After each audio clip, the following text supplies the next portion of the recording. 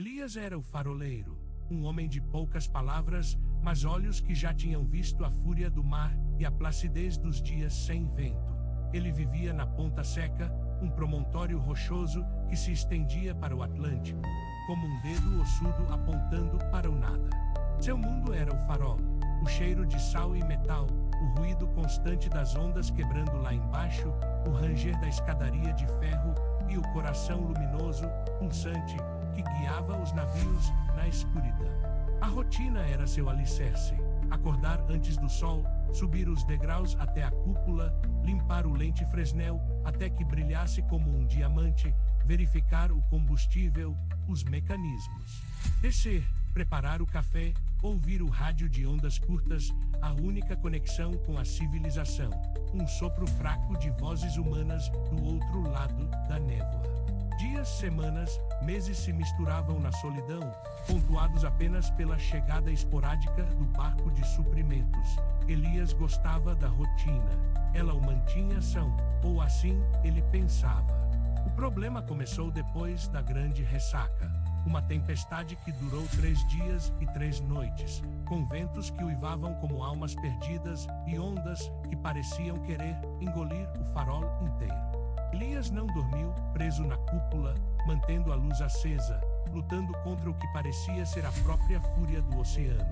Quando o sol finalmente rasgou as nuvens, revelando um mar ainda agitado, mas já em retirada, a paisagem estava irreconhecível. Rochas deslocadas, destroços espalhados pela praia e um cheiro novo. Um cheiro de algas podres, mas também algo metálico, estranho, que arrepiava a nuca. Elias desceu para inspecionar os danos. Foi então que ele viu, encaixada entre 2 rochas na base do farol, uma pedra. Mas não era uma pedra qualquer.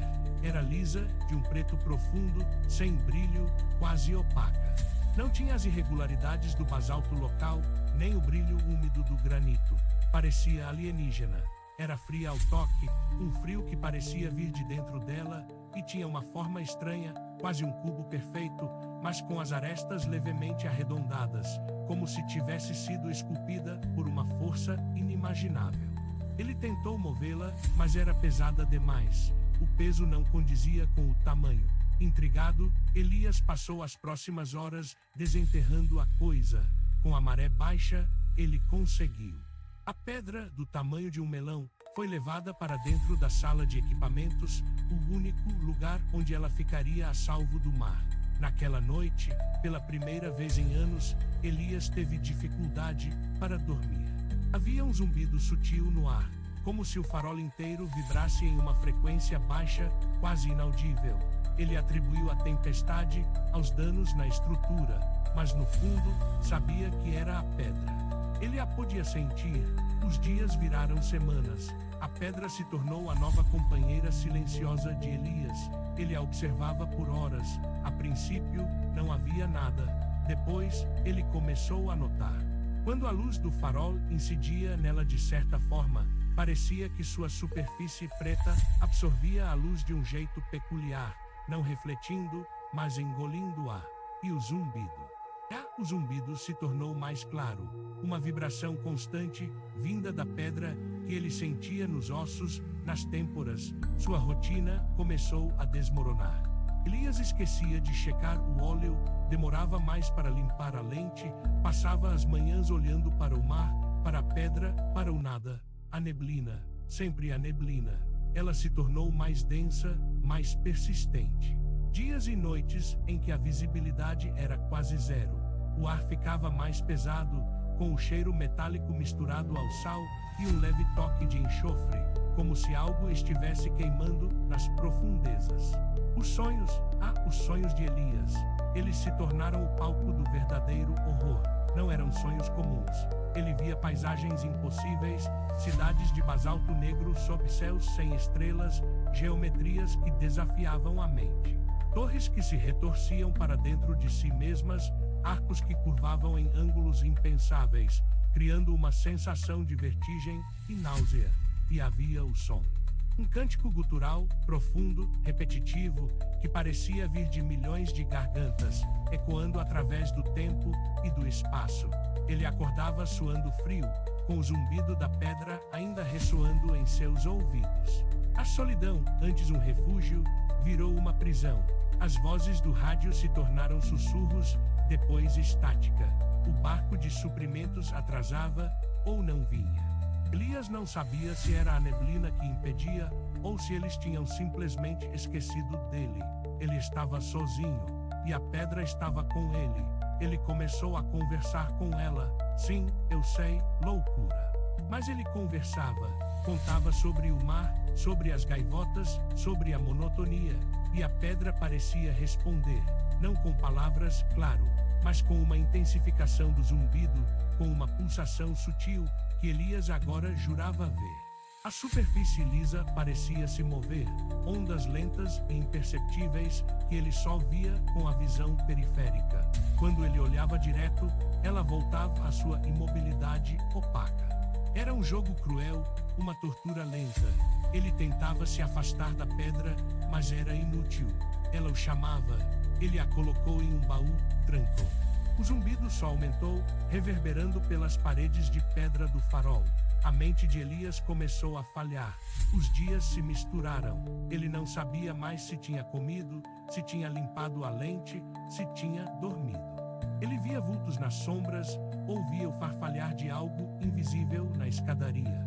A própria luz do farol parecia mais fraca, a chama um pálido reflexo do que era, como se algo a estivesse sugando, drenando sua energia. A verdade é que a pedra não era apenas uma pedra. Elias, em seus delírios lúcidos, começou a entender. Ela era um fragmento, uma célula, talvez, de algo maior. Algo que dormia nas profundezas abissais, bem ali, abaixo do farol da Ponta Seca. E a pedra era sua ponta, seu apêndice, seu sensor. E a grande ressaca não tinha sido uma simples tempestade. Tinha sido um despertar. O clímax veio com a segunda tempestade. Essa não era natural. Elias sabia. O céu se abriu em um inferno de relâmpagos púrpuras e ventos ciclônicos. O farol balançava, tremia, parecendo um brinquedo nas mãos de um gigante furioso. A torre gemia, as janelas se estilhaçavam, mas o horror real não era a tempestade, era o que ela revelava. Na cúpula, Elias estava de joelhos, as mãos sobre os ouvidos, tentando abafar o cântico, que agora não estava só em seus sonhos, mas no ar. A pedra que ele tinha trazido para perto pulsava com uma luz interna, fraca, mas de uma cor que não existe na natureza. Um violeta escuro, quase preto, que parecia engolir a própria escuridão.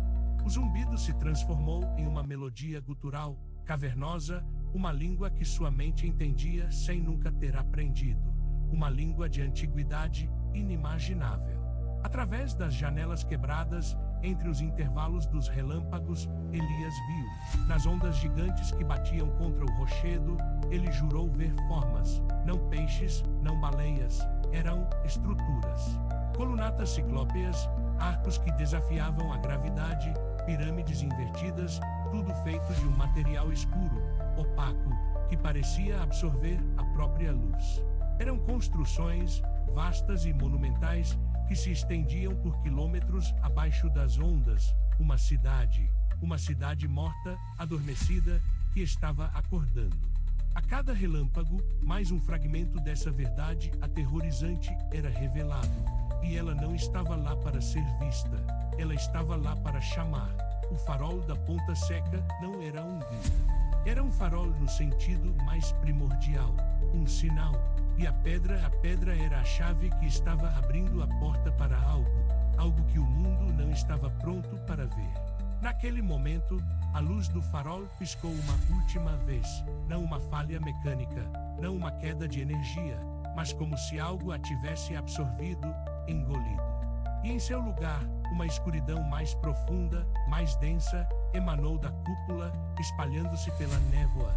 Elias não sentiu medo. Não havia mais espaço para o medo. Apenas uma aceitação gelada, o terror da insignificância humana diante da vastidão primordial. Ele não era nada.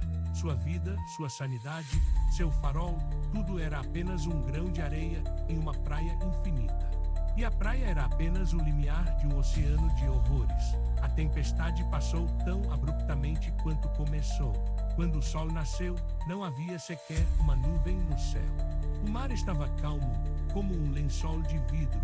O farol da Ponta Seca estava lá, de pé, mas com as marcas da fúria, janelas quebradas, rachaduras nas paredes. Os pescadores, dias depois, conseguiram chegar. Encontraram o farol vazio. A sala de equipamentos estava intocada, mas a pedra negra não estava em lugar nenhum, de Elias, nem sinal, nem um corpo. Apenas um diário, jogado no chão da cúpula, com anotações rabiscadas em uma caligrafia cada vez mais ilegível. As últimas páginas eram uma confusão de símbolos estranhos, geometrias impossíveis e uma única frase repetida incessantemente. Eles aguardam, nas profundezas, e eu vi. Hoje, o farol da Ponta Seca é automatizado, uma luz intermitente, sem alma, sem faroleiro. Mas os pescadores mais antigos, os que conhecem as lendas, evitam aquela parte do mar quando a neblina baixa.